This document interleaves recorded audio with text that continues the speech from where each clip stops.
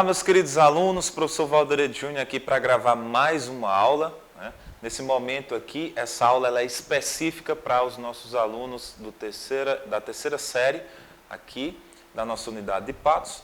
Lembrando que nós vamos continuar os nossos assuntos de acordo com aquele momento em que nós paramos antes da pandemia, tá? Vimos a filosofia socrática, agora vamos relembrar alguns conceitos dentro da filosofia platônica.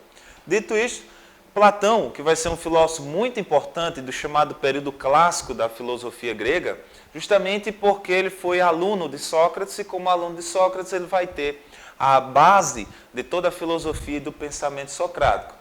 Uma frase aqui, já para a gente começar a entender um pouco o que pensava Platão, ele vai dizer: o castigo dos bons que não fazem política é serem governados pelos maus. Essa frase, apesar de ter sido dita há muito tempo atrás, ela é uma frase muito atual. Na verdade, aquelas pessoas nas quais elas se privam de qualquer tipo de atividade política, elas acabam, de certa maneira, sendo vítimas de maus políticos. Porém, vamos tentar entender, vamos buscar entender, dentro da visão de Platão, o que seria ser uma figura política e como agir de forma política. Antes, um pouquinho da biografia do Platão, Aristóteles é o seu nome verdadeiro. Platão seria um apelido. Platão significa ombros largos, E, como nós falamos, vai ser discípulo de Sócrates. Ele vai fundar a chamada escola filosófica, a primeira escola filosófica, que nós temos ali na Grécia, chamada de Academia. E apesar de ser filho de uma família, ou ter sido gerado dentro de uma família, num contexto de políticos, a princípio Platão ele vai se decepcionar muito, principalmente por conta de um fato político marcante na história da Grécia, que é justamente quando Sócrates vai ser condenado à prática do suicídio. Se você não lembra desse detalhe, volte nas aulas anteriores para você poder refrescar a sua mente. O contexto histórico em que Platão vai viver é justamente aquele contexto em que Sócrates também encontra-se.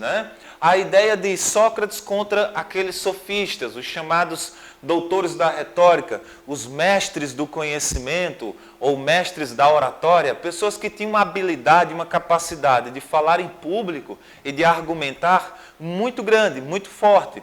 Porém, esses sofistas são vistos por Sócrates como verdadeiros farsantes, verdadeiros ali estelionatários que visavam apenas conseguir o dinheiro da população em troca de um conhecimento que, na verdade, não tinha compromisso nenhum com a própria verdade mesmo, a verdade única, como assim Sócrates falava. E é nesse contexto que o Platão ele vai desenvolver a sua filosofia também. Dentro do aspecto da filosofia platônica, nós temos que levar em consideração as influências. Platão vai ser influenciado pelas ideias do pré-socrático Heráclito, aquele pensador que diz que tudo flui, tudo está em constante mudança. O próprio Sócrates, com quem ele conviveu e foi aluno durante 20 anos, aproximadamente ali. Temos também os pitagóricos, que vão contribuir com as bases do conhecimento matemático que Platão vai utilizar nas suas ideias, e o próprio Parmênides, aquela compreensão de que nada muda, que na verdade a mudança ela seria apenas uma ilusão do ser humano, certo?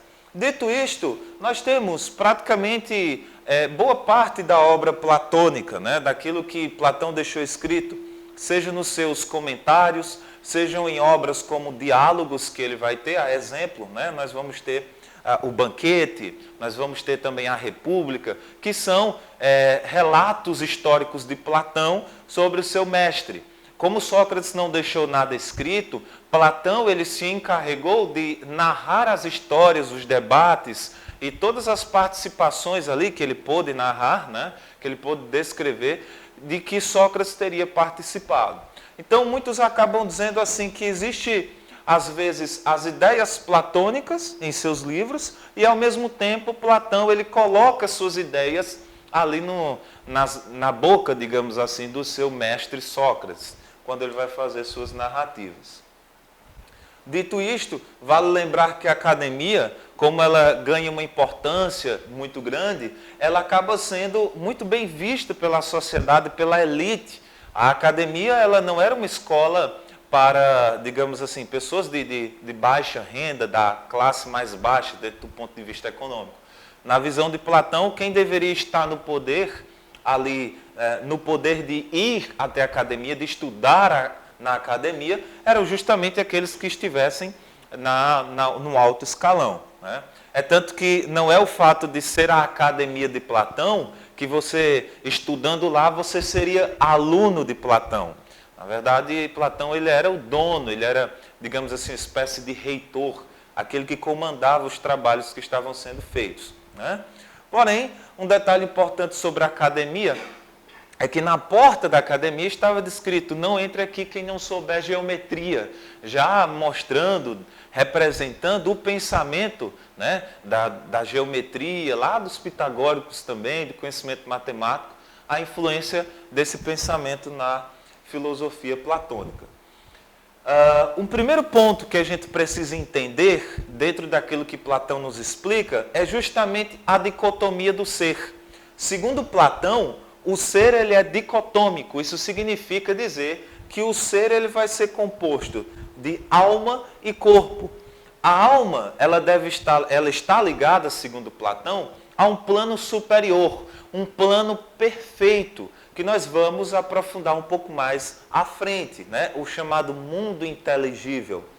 Já o corpo entende Platão como sendo algo que está no campo mais sensível, no mundo sensível, no campo material.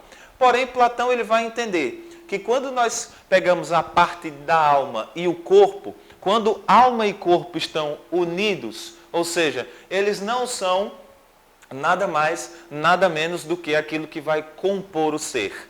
A alma para Platão, ela é perfeita, ela é imutável e ela é eterna.